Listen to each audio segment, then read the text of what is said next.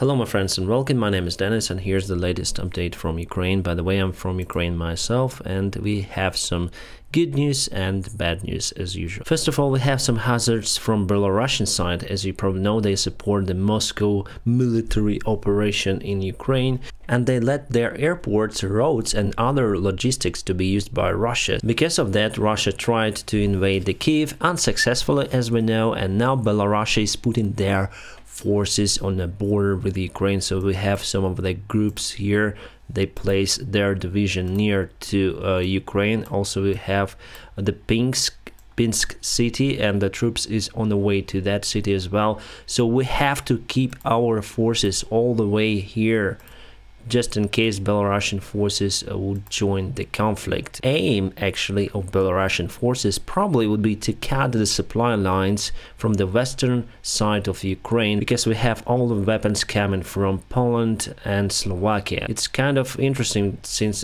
just yesterday they moved these forces to the border of Ukraine, and we have some of the theories about it. Whether I think Belarus would use their forces to join the conflict, I still not sure about it. I think the probability is quite low, but we need to take care, so we use our troops here. However, we might have sent them to the eastern part. That is why we are in lack of the force on the eastern side of Ukraine. Alright guys, short break here. I want to tell you about my friend Irene. She's from Kiev and she just have started her channel in English, and she went to the places like Bucha, Irpin. So she got all of the information from the Kiev suburbs that were freed from Russian occupants. She'll tell you the stories of what was going on there, that the Russians were there, and the devastations they brought to Ukraine. So if you want to have this information from the first perspective, please subscribe to her channel and follow her on UA Courage.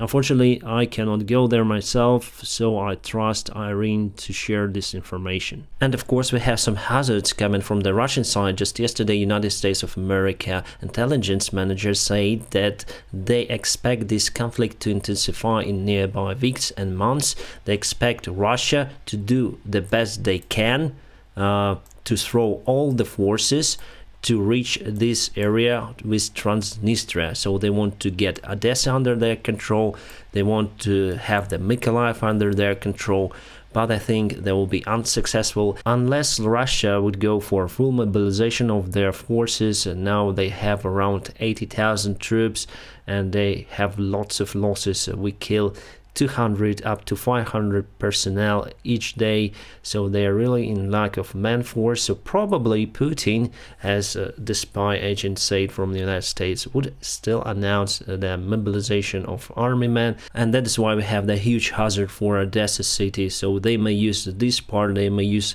Belarusian troops, they may use their mobilization forces that they could probably take. So they have some of the resources, but our country Ukraine also has a good resource from our Western allies. We have the weapon support, we have a land lease now signed by the Congress and by President, so we'll see those weapons around very soon for Ukrainian army. I hope this month we'll fully get what we need. I think it's better to change the map for the tactical one. Right guys, so this is the tactical map of the eastern side of Ukraine. So here we have the Severodonetsk and Lysychansk, and here we have Izum.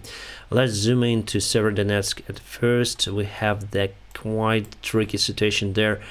Just yesterday Russia tried to cross this river, Siversky Donets, and they tried to build a bridge, and I'll just show you the pictures of it here or there. You may see that the bridge was destroyed together with part of Russian army. They wanted to go to Bilohorivka over here and then take the road to go straight to Lysychansk, and by that they could probably circle this area and force our troops to withdraw from Lysychansk, but no, they were unsuccessful. And good that we have this unit. We have a strong defense near to the airport. From what I see, the front line here doesn't change for many days, but here Rubizhne, I think it's the weakest point for Ukrainian army so far, but we know that's why we have our forces fighting here. I don't know what will happen to Severodonetsk and Lysychansk, my friends. Quite tricky situation, but you know, this river, the Siversky Donets, it's holding Russia's quite good, so they are unable to cross it. Let's go to Izum. Russia has a success over here. I hope you can see just below my picture. They were able to get this village. I don't know the name of this village, so they're quite successful. We have just volunteers who are fighting there against Russians. I don't know why are they going west side. Why don't they prolong their offensive operation towards Barvinkova? Probably they're gonna take this part of the road below to go to Barvinkova, but still we have a nice defense near to Barvinkova, and I hope we will be able to cut their forces from this road on the top, as I said to you before. So it's quite risky for Russia to do this kind of to perform this kind of maneuvers near to Izum, and also they are attacking across this road to Slavyansk, but we have also our forces and defense lines near to Slavyansk, and of course they are attacking from Alexandrovka. You see the war is ongoing there. If you see the flames, it means there's the war, my friend, but more or less it's stable for now. Let me show you how situation changed. So it is today and it was yesterday. So Russia tried to attack but unsuccessful, and now it is like here for the front lines, it is standstill here. And for this part of the front line, well, it's today and yesterday. You see, they were able to capture Velika Komushuvaha village over here, and they just capture it today. Rather than that, I see we have new fightings. I would say it's the standstill on the eastern part of the front today. Alright, Kharkiv now. You can see it's a big city. It used to be the capital of Ukraine a long time ago, and just recent week we were able to free from Russian occupants this vast part of the land. So far it's kind of successful operation for Ukrainian army during this month, and yeah, we are following them till the border, and they have the obstacle, Russians I mean, so to avoid being circled between this river and water reservoir, they used to retreat to Russia. Well, Russia still has this part of the land under control, and still Kharkiv is under the threat to be attacked by Russian forces and artillery.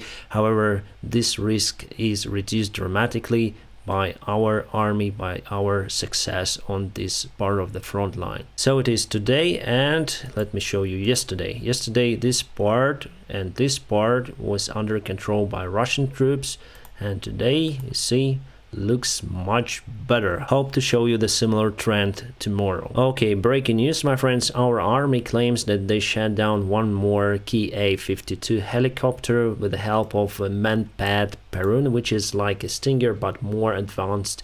Can reach the targets up to 4 kilometers of the altitude and with a distance to 6 kilometers, so perfect tool to shut down this kind of helicopters. And we also have kind of strong statement from our Foreign Affairs Ministry. They say that Russia lost its chance to negotiate, and now we're gonna fight for the whole territory of Ukraine. So we're gonna fight for this unrecognized republics recognized only by Russia. We're gonna fight for Crimea. It's my homeland. I would like to see it in Ukraine, my friends.